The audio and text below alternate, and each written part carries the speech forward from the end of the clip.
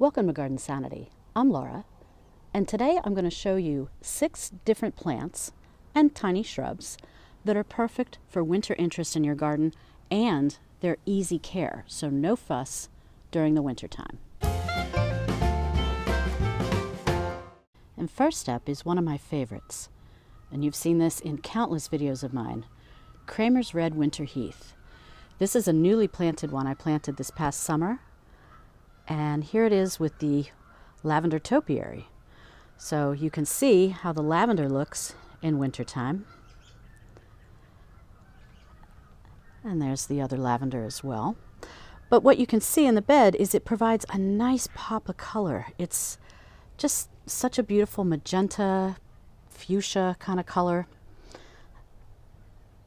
And even with leaves covering it, which I don't want to disturb them in case there's any winter nesting bees in there, it's just beautiful. And these flowers are going to remain well into April, if not through the whole month of April. They started blooming this time in mid-December. Let me show you some of the other ones I have. And this is always a lovely shot because this is the lamppost bed, and these 2 plants are looking absolutely beautiful. Now last year, I'll put on the screen, I was dealing with some dieback, and I cut most of that back and it's looking much better. You can see there's even blooms down in that dieback area, which means it's coming back nicely. And here's a larger view. Now this is a nice view because you can see the Kramer's Red Winter Heath in the one foundation bed, and then you see the other one in the distance by the Lavender Topiary. Yeah, those are Canadian geese. Wow. Boy, if they come over here and poop all over the place, I'm going to be really upset. So I hope they leave me alone. But this is the Kramer's Red Winter Heath. These are multiple shrubs, including right here on the end. This is a new shrub that developed over the past couple of years. It started as a little frond sticking out from the main shrub, and then it kept growing and growing and growing. So this is a couple of shrubs that have just grown into each other together, almost covering up the decorative rock. I'll put a picture up what these looked like when they were first planted. Quite a difference. And what's nice is these are low growing. And so you're never going to have to worry about a shrub getting too high. You're never going to have to worry that they grow too fast. And it's a wonderful combination with the shrub behind it, which is our next shrub that I want to show you. And this is Blue Star Juniper. And these are unique shrubs because each one grows differently. You will never have identical Blue Star Junipers, which I love. I'm actually in the garden bed, and I don't normally do this, but this particular bed is rock hard, so I don't have to worry about my feet sinking in and damaging any soil or plant roots. But I wanted to show you what this Blue Star Juniper looks like. You see, as it grows, it develops some brown needles here and there, and you take those off, and it just slowly grows and just grows into these really unique shapes. Now these grow very slowly, and I mean very slowly. And that will answer your question as to why are these so expensive? When you go to a nursery to buy these, you'll get to see a very tiny one that maybe just has, this little section sticking out. And I can't quote a price offhand, but you'll say, my God, that's expensive. Well, that's because they're slow growing, and they're very highly prized in the landscape because they are such an easy care shrub. So if you see a shrub that would be about this size, expect to pay a ton of money.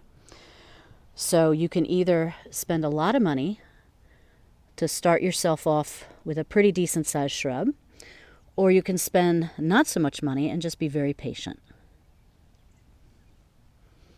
I think they're worth the wait. Especially what's fun for me is to see how all these different shrubs develop and grow. Because like I said, each one is very different.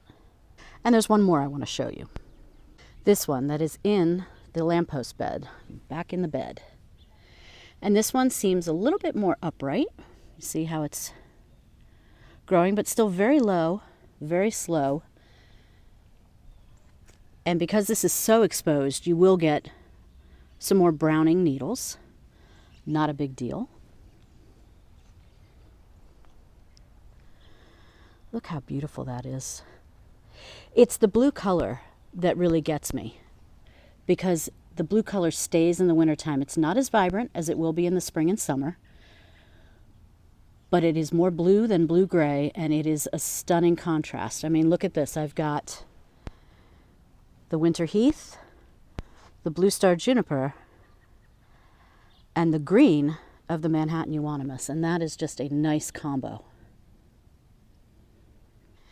Just like over here, I'm back in the foundation bed where I was, with the Kramer's Red Winter Heath, again, Blue Star Juniper. You can tell I like that combo, I used it twice. And this is a Japanese Hellebores. But again, you have that nice contrast of colors and textures and flowers. Beautiful. So moving around to one of the foundation beds, I've got the knockout roses here. But I want to show you in front of them. This is another very dependable, it's not a shrub, it's a perennial. But some gardeners consider this almost like a subshrub, like a miniature shrub. But it's a perennial. This is Candytuft. And I couldn't tell you exactly which variety this is, and honestly, I don't see that much difference between the varieties. And I apologize to any of the Candytuft breeders out there that might take offense to that, but everyone I've seen does beautiful things. You know, it's covered with white flowers in the springtime, like you see here. And then in the wintertime, and again, we're talking freezing temperatures out here right now. It is a dependable evergreen, low growing. It slowly spreads, as you see. It will reseed, but it doesn't reseed aggressively. It doesn't spread aggressively, and you can prune it in the springtime and keep that in control if you need to. But these have been planted here, oh my goodness, since 2014 maybe, 2015. And they've just slowly meandered over this way. And then I planted a couple more over here. What's really funny is right there where my fingernail is, there's a little white flower bud. So it's too soon now, but last year, I think by February, I actually saw some flowers.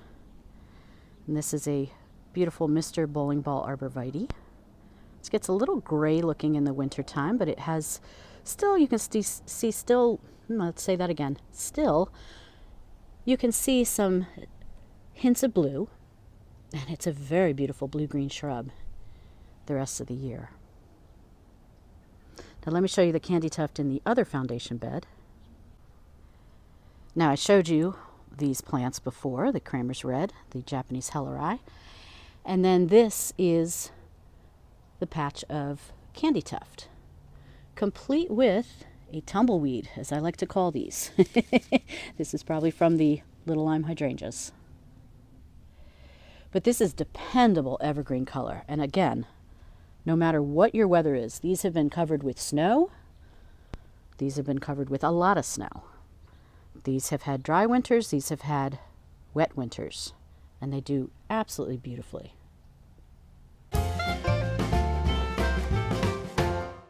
So staying in the foundation bed, there's another plant I'd like you to see, and that is Geum. Now, Geums, in general, in Zone 7, are reliably evergreen. And again, I'm out in freezing weather. It's in the low 20s right now. And look how beautiful these look. Look at that color. There are only a few of the leaves that are a little damaged. But overall, look at this patch of evergreen. It's absolutely beautiful. This is Geum Tempo Rose. I don't know if I just said that. Don't mean to repeat myself. But my goodness, I planted these just this past summer into fall. So this is their first winter, and they are doing just fine.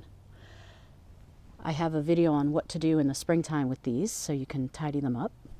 But as you see, beautiful evergreen color. Now, if I swing around and we go over to the big bed, and this is a patch that's a little more spread out of totally tangerine geum. And not only do you see how beautifully green it is, you see there's even some newer growth. Again, this is zone 7, so your mileage may vary if you're in a colder zone. But it makes for a beautiful patch of greenery in your garden. And every so often, when you do get some of the leaves that get a little bit burgundy, at least on this variety, I think from the cold, they do look pretty. As you see in the distance there's the sun shining through some of them. They're very, very pretty. So that is another good evergreen perennial to have in your garden. This little guy is a sedum that I'm in love with. Look how pink the color is. Now, yeah, it got a little frozen, you can tell. But before we had the freeze, it was still a vibrant plant, and it matches the color of the Kramer's Red Winter Heath. And so what I'm going to do, I tried this one out, and I decided that since it looks so beautiful, I'm going to plant more of it around the edges because it needs dry and it needs full sun. Those are the two things. You give these sedums dry on the dry side. They do need some water, but keep it on the very dry side. And full sun is key to get the most beautiful color.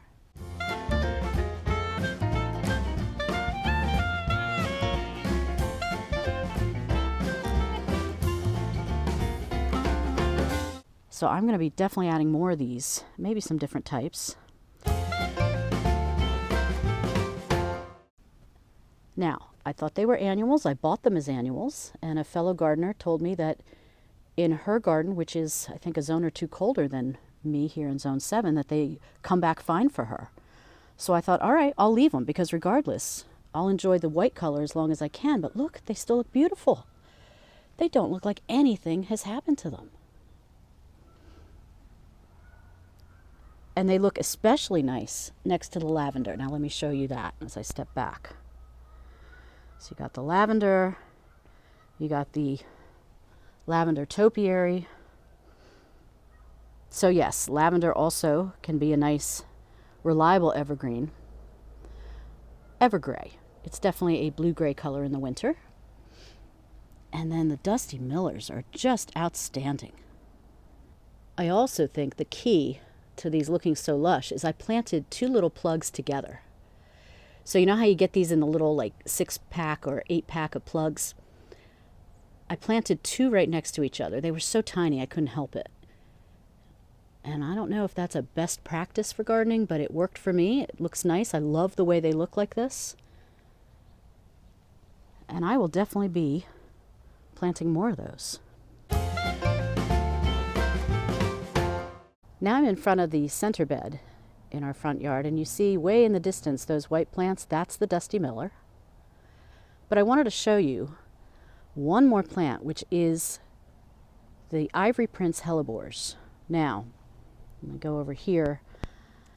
I've got 5 of them. So there's 2 there, and then there's 2 there. Oh, maybe I have 6 of them. I don't know how many I planted. There's 2 there. The 2 there that are more of a kind of a sickly green color, matching the color guard yucca, so I guess that's okay. Those got way too much sun, and that is exactly why they look like that. So those 2, unfortunately, are going to have to be dug up. But I'll move them to a better area and they'll be fine. But you see the beautiful dark evergreen color of the rest of them, which got the appropriate amount of shade. And I don't want to step in this garden bed because it is really, really saturated. But I do see some buds just starting out. If you look at the plant on the left and look dead center where there's no leaves, There's a beautiful burgundy bud. And before you know it, these are going to be blooming during the winter, which will be stunning. This is my first year with Ivory Prince. I have some in the backyard, but this variety is the first, and I decided to plant it up here to have some not only winter interest, but some nice curb appeal as well.